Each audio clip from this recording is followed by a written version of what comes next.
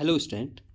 In the first part of addressing mode, we have discussed about implied, immediate, register addressing mode, register indirect addressing mode, direct and indirect addressing mode. Now, in this part of addressing mode, we will discuss about auto increment, auto decrement, relative, indexed and base register addressing mode. Means 5 addressing mode is in this part. Now we will talk about auto increment and auto decrement addressing mode. It is similar to register indirect addressing mode except that the register is incremented or decremented after or before its value is used to access memory. Means क्या है, ये हमारा register indirect addressing mode की तरह है. Register addressing mode और register indirect addressing mode क्या था? रजिस्टर डायरेक्ट में या हम कह सकते हैं रजिस्टर एड्रेसिंग मोड में क्या था हमारा, जो रजिस्टर की वैल्यू था, जैसे R1 हमारा यहाँ पे 100 है, तो रजिस्टर डायरेक्ट कहे या रजिस्टर एड्रेसिंग मोड में जो रजिस्टर की वैल्यू थी वही हमारा ऑपरेंड वैल्यू थी, ऑपरेंड. ठीक, यहाँ पे हमारा रजिस्टर एड्रेसिंग मोड. लेकिन रजिस्टर इनडायरेक्ट एड्रेसिंग मोड, इसमें क्या था हमारा, जो भी हमारा R1 की वैल्यू थी वो हमारा ऑपरेंड न होके इफेक्टिव एड्रेस थी, effective address of the operand. यानी कि यहाँ पर हमारा रजिस्टर डायरेक्ट या रजिस्टर एड्रेसिंग मोड में हमारा जो R1 की वैल्यू थी यानी कि रजिस्टर की वैल्यू थी वही ऑपरेंड वैल्यू, और रजिस्टर इनडायरेक्ट एड्रेसिंग मोड में रजिस्टर की वैल्यू इफेक्टिव एड्रेस था. यानी कि रजिस्टर की वैल्यू हमें ऑपरेंड की वैल्यू का एड्रेस प्रोवाइड कर रहा था. ठीक, तो हमारा सेम ऑटो इंक्रीमेंट और ऑटो डिक्रीमेंट में क्या है हमारा, ये हमारा रजिस्टर इंडायरेक्ट एड्रेसिंग मोड की तरह काम करता है. लेकिन यहाँ पर हमारा क्या है, यहाँ पर हमारा जो मेमोरी लोकेशन है वो हमारा एज ए एरे या एज ए हमारा टेबल फॉर्म में क्रिएट हो रखा है. ठीक, एज ए टेबल फॉर्म में क्रिएट हो रहा है. हमें सभी जितने भी कंटिन्यूस हमारा ये एड्रेस है उसको एक्सेस करना है. ठीक, तो हम इस टेबल के डेटा को एक्सेस करने के लिए क्या यूज़ करेंगे, हम auto increment and auto decrement addressing mode का यूज़ करेंगे, और यूजिंग किसके, इंक्रीमेंट और डिक्रीमेंट इंस्ट्रक्शन की. ठीक, यहाँ पे क्या, when the address stored in the register refers to a table of data in memory. यानी कि ऑटो इंक्रीमेंट और ऑटो डिक्रीमेंट का यूज़ किस लिए कर रहे हैं हम, जब हमारा मेमोरी में एज ए टेबल ये डेटा को स्टोर किया गया है और इनको कंटिन्यूसली एक्सेस करना है. ठीक, हम एक एड्रेस यानी कि एक इंस्ट्रक्शन लिख दिया, उसके बाद हमारा कंटिन्यूसली हमारा डेटा मिल जाएगा. ऐड R1 R2 प्लस, यानी कि R2 प्लस के हमारा इंक्रीमेंट ऑपरेशन है. यहाँ पर R2 प्लस से हमें क्या मिल जाएगा, इंक्रीमेंटेड वैल्यू, यानी कि नेक्स्ट वाला इंक्रीमेंट वैल्यू मिलते जाएगा. ठीक, तो ये है हमारा auto increment and auto decrement. यहाँ पे हमारा इफेक्टिव एड्रेस कैसे मिलता है, इफेक्टिव एड्रेस कोई रजिस्टर है, रजिस्टर की वैल्यू या हम रजिस्टर की वैल्यू प्लस हम जो भी हमारा स्टेप साइज है, स्टेप साइज अभी समझेंगे हम D. यानी कि हमारा जैसे स्टेप साइज को समझने के लिए, जैसे मेमोरी हमारा ये है. ठीक, हमारा फर्स्ट है 100, 102, 104, 106, यानी कि स्टेप साइज के हमारा 02, यानी कि नेक्स्ट वाला एड्रेस कितने बाइट या कितने बिट का गया हमारा 2 का. ठीक, तो ये हमारा स्टेप साइज है. तो जब हम इंक्रीमेंट करेंगे तो हम 02 करेंगे. ठीक, देन ऑटोमेटिकली नेक्स्ट वाले हमारे एड्रेस में चले जाएगा और नेक्स्ट ऑपरेंड को हमें फैच कर देगा. ठीक, और जब डिक्रीमेंट कर रहे हैं तो हम 102 से पीछे चले जाएंगे या 100 से पीछे जाएंगे तो 98 वाले एड्रेस में पहुंच जाएंगे. तो हमारा इफेक्टिव एड्रेस क्या होता है, ऑटो इंक्रीमेंट या ऑटो डिक्रीमेंट में कोई भी रजिस्टर है, इनिशियल रजिस्टर कह सकते हैं हम, जो भी हमारा स्टार्टिंग हमारा एड्रेस है वो प्लस हमारा स्टेप साइज D. यहाँ पर हमने कर रखा है ऐड R1 R2 प्लस, यानी कि R2 में इंक्रीमेंट कर रखा है. R2 में इंक्रीमेंट कर रखा मीन्स R1 की वैल्यू हमारा क्या है, यहाँ पे R1 की वैल्यू हमारा जैसे कोई भी ऑपरेंड है हमारा, R1 की वैल्यू कोई भी ऑपरेंड है, और R2 की वैल्यू बनने के लिए क्या हो जाएगा, R2 प्लस D. ठीक, यानी कि हमारा यहाँ पे समझते हैं हमारा जो ये एग्जाम्पल है add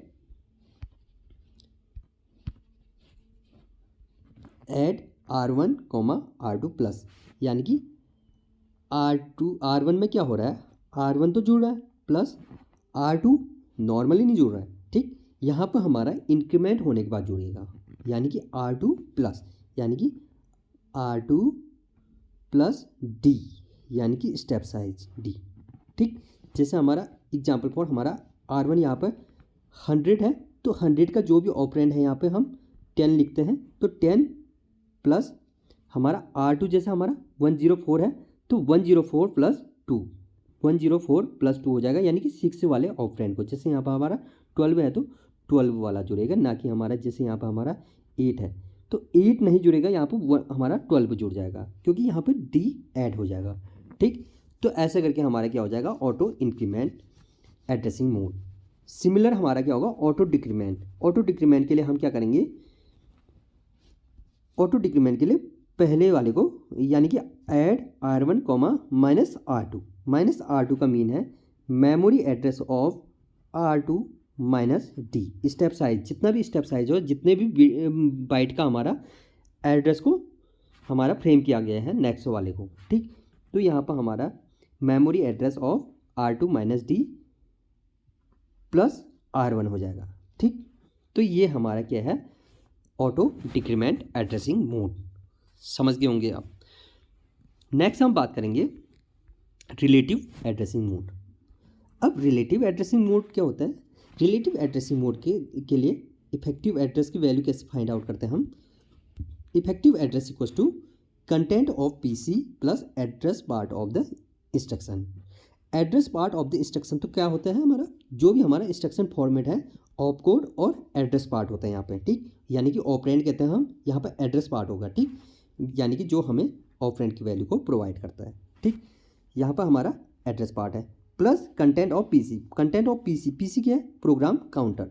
PC program counter, program counter एक रजिस्टर है जो क्या स्टोर करता है, address of the next instruction to be executed. जो नेक्स्ट इंस्ट्रक्शन एग्जीक्यूट होना है उसकी एड्रेस को क्या करता है, प्रोग्राम काउंटर स्टोर करता है।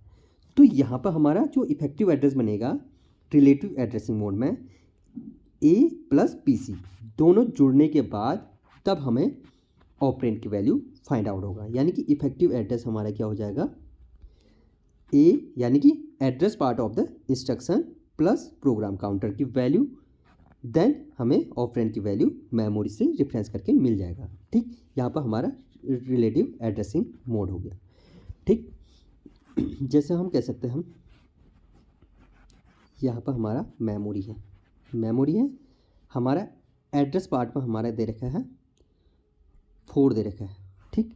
यहाँ पे हमारा PC की वैल्यू है 102, तो हमारा एड्रेस जैसे 100, 102, 104, 106, तो हमारा यहाँ पे इफेक्टिव एड्रेस क्या बन जाएगा रिलेटिव एड्रेसिंग मोड के लिए, 4 प्लस 102 यानी कि 106।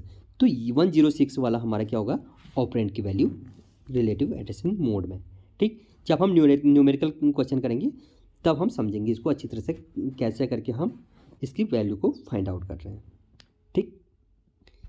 नेक्स्ट हम बात करेंगे indexed addressing mode. Indexed addressing mode की बात करते हैं तो वहाँ पर हमारा इफेक्टिव एड्रेस कैसे मिलता है हमें, content of the indexed register plus address part of the instruction. यानी कि address part of the instruction का तो हमारा इंस्ट्रक्शन फॉर्मेट में ही दिया है, प्लस जो इंडेक्स्ड रजिस्टर है, इंडेक्स्ड रजिस्टर को XR से हम डिनोट करते हैं, तो इंडेक्स रजिस्टर की वैल्यू भी हमें इंस्ट्रक्शन फॉर्मेट में ही गिवन होता है, ठीक। और ये इंडेक्स रजिस्टर क्या है, हमारा रजिस्टर सेट में हमारा डिफरेंट टाइप्स ऑफ इंस्ट्रक्शन होते हैं, क्या होता है, रजिस्टर होता है। जैसे इंडेक्स रजिस्टर हो गया, PC प्रोग्राम काउंटर हो गया, इंस्ट्रक्शन रजिस्टर हो गया, हमारा जैसे बेस रजिस्टर हो गया। तो ये अलग अलग टाइप के हमारे रजिस्टर है, वहाँ पर हमारा इंडेक्स रजिस्टर की वैल्यू दिया गया होता है, ठीक। तो हम क्या करेंगे, इंडेक्स एड्रेसिंग मोड के लिए हम क्या करेंगे, यहाँ पे इंडेक्स रजिस्टर की value plus address part of the instruction को ऐड करके हमारा क्या बन जा रहा है, इफेक्टिव एड्रेस, ठीक। इफेक्टिव एड्रेस क्या हो जाएगा हमारा इंडेक्स एड्रेसिंग मोड के लिए, index register plus address part of the instruction, जब दोनों हमारा मिल जाएगा तब उसके बाद हम क्या करेंगे, इससे ऑपरेंड की वैल्यू रिफरेंस कर लेंगे मेमोरी से, यानी कि ऑपरेंड की वैल्यू फैच करेंगे हम। ठीक, तो ये हो गया हमारा इंडेक्स एड्रेसिंग मोड।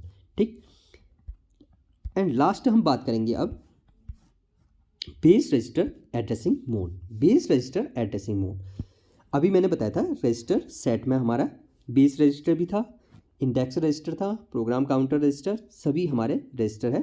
तो यहाँ पर हमारा जो बेस रजिस्टर है, बेस रजिस्टर को ही हम initial address of the memory कह सकते हैं। ठीक, तो हमारा क्या है, ये बेस रजिस्टर प्लस हमारा address part of the instruction दोनों जुड़ के हमारा क्या बन रहा है, इफेक्टिव एड्रेस बन रहा है।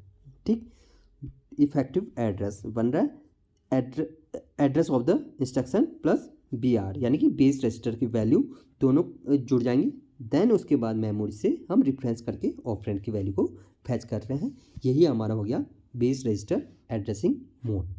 ठीक, जैसे हमारा एग्जांपल ले लेते हैं हम, अगर हमारा A की वैल्यू हमारा कितना है, एड्रेस पार्ट में हमारा 100 है। ठीक, और बेस रजिस्टर की वैल्यू हमारा 200 है, तो डायरेक्टली हमारा मेमोरी में क्या होगा, जैसे 100 से स्टार्ट हो गया और जैसे यहाँ पर 500 लोकेशन, तो हमारा ये दोनों जुड़ के क्या बन जा रहा है, 100 + 200। ठीक, यहाँ पर 300, बीच में 300 मिलेगा, तो यहाँ पर हमें 100 + 200 300 मिलके हमारा जो बेस रजिस्टर एड्रेसिंग मोड में है उसका ऑपरेंड क्या हो जाएगा, हमारा 300 वाले लोकेशन पे जो भी हमारा वैल्यू है, जैसे हमारा 9 वैल्यू है तो यहाँ पे इसका ऑपरेंड क्या हो जाएगा, 9 हो जाएगा, और इफेक्टिव एड्रेस क्या हो जाएगा हमारा, इसके लिए 300 इफेक्टिव एड्रेस हो जाएगा। तो ये हो गया हमारा बेस रजिस्टर एड्रेसिंग मोड। यहाँ पर हमारा एड्रेसिंग मोड कंप्लीट हो गया। अब नेक्स्ट पार्ट में हम एक न्यूमेरिकल क्वेश्चन को सॉल्व करेंगे।